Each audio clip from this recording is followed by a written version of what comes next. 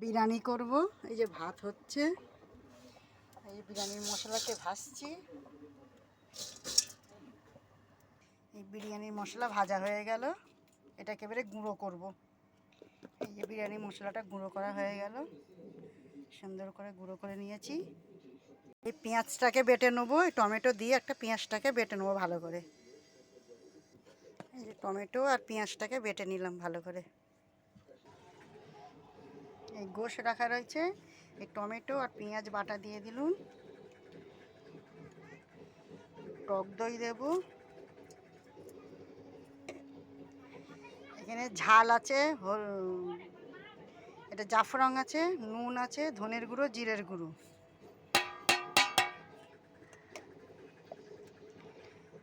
আদা বাটা,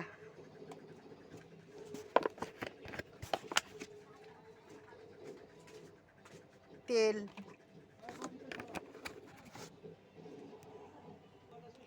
বিরিয়ানির মশলা দিলুন, দিয়ে এটা বেশ করে ভালো করে মাখাবো। এই এটা ভালো করে মাখাচ্ছি, মাখিয়ে কিছুক্ষণ এটাকে রেখে দেবো। এই আলুটা সিদ্ধ হয়ে গেছে, নামিয়ে নিয়েছি।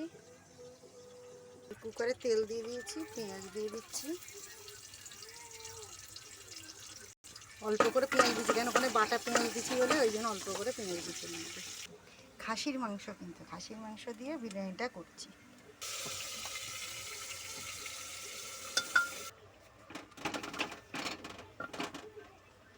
এই দুধে জাফরান দিয়েছি, এই গোলাপ জল দিচ্ছি, আবার এই কেওড়া জল দেবো। এই মাংসটা হয়ে গেছে, এবারে ওর মধ্যে আতরটা দিচ্ছি।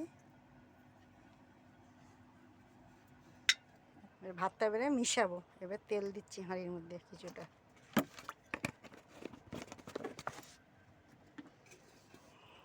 দিয়ে নাড়াচাড়া করছি হাঁড়িটাকে। এবারে আলু দেব নিচে প্রথম,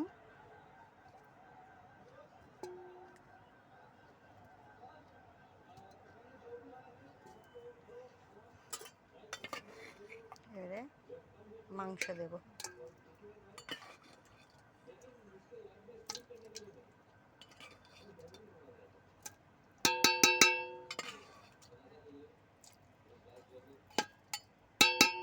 মাংস দিয়ে দিলাম, বিরিয়ানির মশলাটা দিচ্ছি,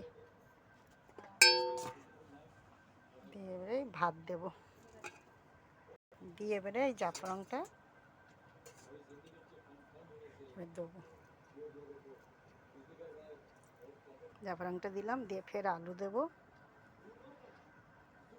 ফের এই মাংস ফের দেবো ওর উপর দিয়ে আবার মশলা দেবো, বিরিয়ানির মশলা দেবো।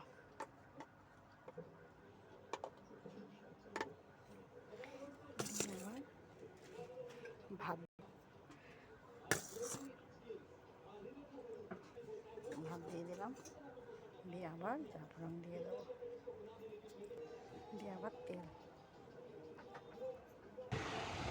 হয়ে গেছে রেডি বিরিয়ানি করা, বসালাম, হয়ে গেছে।